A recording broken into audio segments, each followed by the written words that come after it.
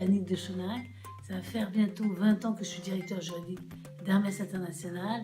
Et auparavant, j'ai travaillé dans des sociétés différentes. J'ai travaillé dans l'agroalimentaire, j'ai travaillé chez un lessivier, j'ai travaillé dans les parfums. Enfin voilà, avant d'arriver dans cette belle maison qu'est Hermès. Donc Annick, tu nous fais le plaisir d'intervenir maintenant depuis plusieurs années dans le LLM dans le cadre du cours de propriété intellectuelle et plus particulièrement en droit des marques. Est-ce que tu peux nous expliquer quels sont les apports que tu souhaites donner aux étudiants? Avec quoi vont-ils repartir une fois que ton cours sera terminé?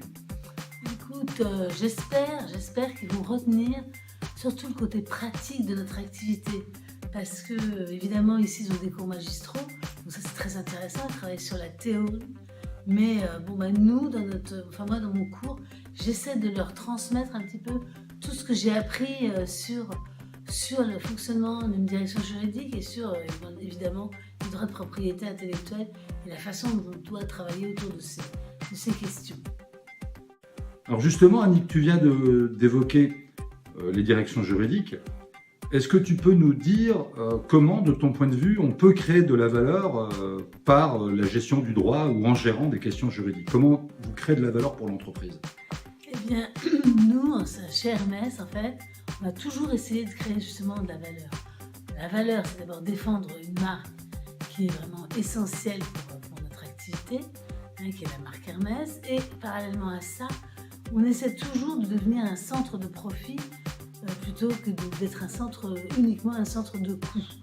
Et que ce soit dans les actions en concurrence déloyale, que ce soit dans les actions en matière de propriété intellectuelle, quand on agit en contrefaçon contre les tiers, nous on essaie toujours de récupérer justement des sommes conséquentes. Et ça c'est très très important parce qu'on a intégré ça dans notre démarche depuis très longtemps et c'est vrai que maintenant ça finance une grande partie de notre budget.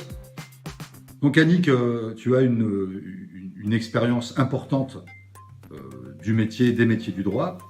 Quels conseils peux-tu donner à nos étudiants qui se destinent au métier de juriste d'entreprise ou d'avocat à la ferme?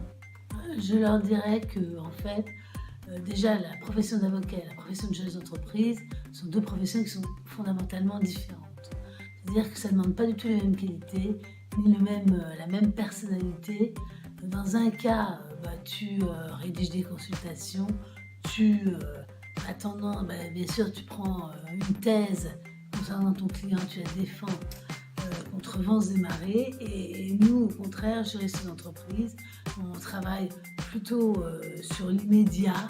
Même si on se projette maintenant, on a des stratégies quand même qui sont préétablies, parce que le juriste d'entreprise aujourd'hui n'a plus rien à voir avec le juriste d'entreprise que nous connaissions il y a une vingtaine d'années.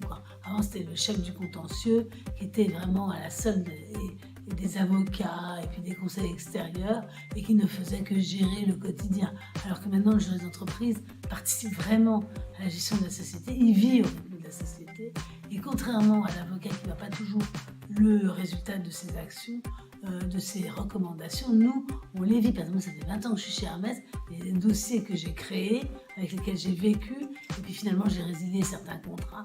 Donc s'ils avaient été mal rédigés, s'il y avait eu un problème grave, je les prenais de plein fouet. Et donc ça me paraît vraiment une différence importante. Et je pense que maintenant, le pouvoir, il a un petit peu changé de main en matière de droit dans les sociétés.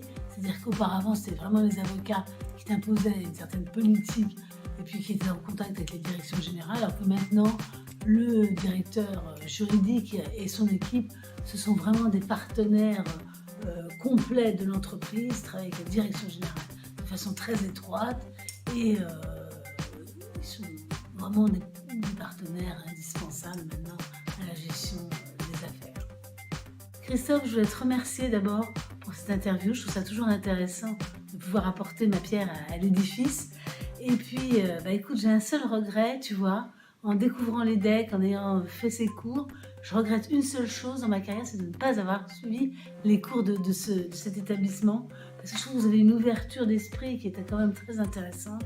Les étudiants viennent de partout dans le monde et je trouve que l'aspect international est tellement fondamental maintenant dans nos vies, et professionnelles et personnelles, que vraiment c'est un regret. Alors peut-être que dans une autre vie, j'aurai l'occasion de revenir et de suivre ce cursus.